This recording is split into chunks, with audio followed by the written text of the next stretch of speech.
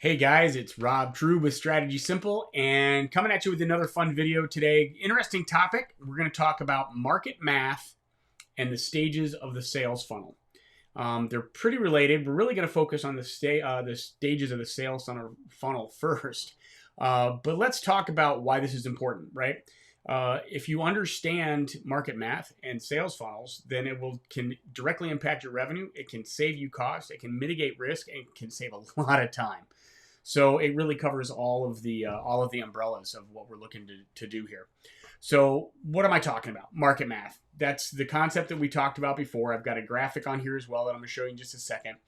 And basically it says that at any moment, 3 to 5% of your market is ready to buy now. They know what they're looking for. They know they've got a problem to solve. They're going to solve it now. 7 to 10% below that are really gathering information. They kind of problem aware. They're looking to solve that problem. Next level down, 20 to 30%. They are problem aware. They're like, oh my gosh, I've got a problem. I've got to solve this. And then the next level down, 50 to 70% are not problem aware. They don't care. They're not in your world. They're not in your field of vision. They may not ever buy anything from you. They may not ever become aware or be interested in what you have to offer. So we're really looking at that top 50% of the overall net market. We're really looking at the top 10%, right? Those are the people that are problem aware and then everything else. So let me show you what I'm talking about. I've got an interesting little graphic for you, and that's what it looks like, right? So that's the market math that I'm talking about. 3 to 5% ready to buy, 7 to 10% gathering info, 20 to 30% just became problem aware. It should be 50 to 70% are not problem aware. They're completely cold. They'll probably never be in your world, right? So that's great, Rob, but what does that have to do? What does that have to do with anything, right?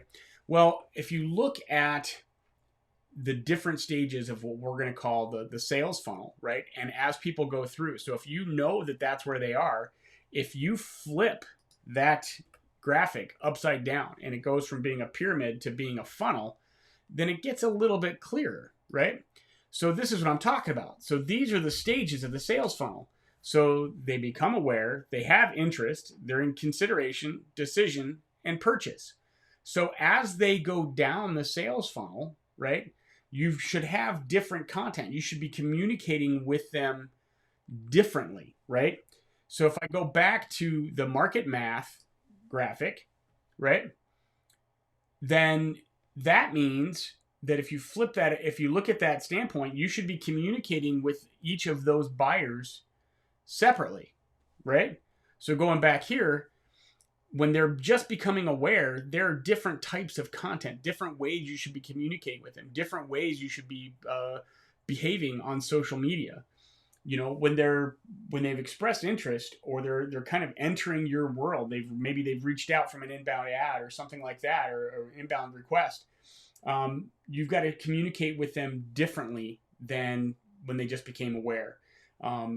When they're going into consideration and decision, right? They're getting ready to make that choice. You've got to make sure that you have the information available to them that's relevant, that they want, that they need to make that decision, right? And when they get to the purchase phase, you're not done, because then you've got to go through the whole retention and reactivation and making sure that you can maximize the lifetime client value that I've talked about 1,000 times. So that's really what I wanted to talk about today is looking at that sales funnel, knowing that as people go through, you've got to communicate with them differently. They've got to see different content. They've got to behave differently. You should be building out your information to be able to do that. But what about that other 30 to 40%? So if they're not in that stage, what do you do with them, right? Well, you drip market to them. You put them into a marketing funnel, right? So that you're communicating with them, so that you can maybe explain why they need to solve that problem. They maybe became problem aware. They're not really searching for a solution yet. But if you move them up into that, you've just moved them up into your sales, move them down a stage in your sales funnel. You've moved them up towards that pyramid, right? So that's really the goal of the marketing funnel, is you've got your ideal client profile. You know who they are. You know what the problems are that they're trying to solve. Now you're just trying to get them to move through that process. And once they get into your funnel, then you can actually move them along based on the velocity of what the problem is. You might be able to accelerate your pipeline, accelerate your sales flow. So that's what I wanted to talk about today, is really market math and your sales funnel stages, knowing how those two things work together. If you'd like some help getting through that, let me know, and happy to walk you through it. These graphics, I'm going to throw them up on LinkedIn. If you'd like to have a copy of those, shoot me a message, let me know. I'm happy to share them for you. Okay. Have a great day. We'll talk to you soon. Thanks.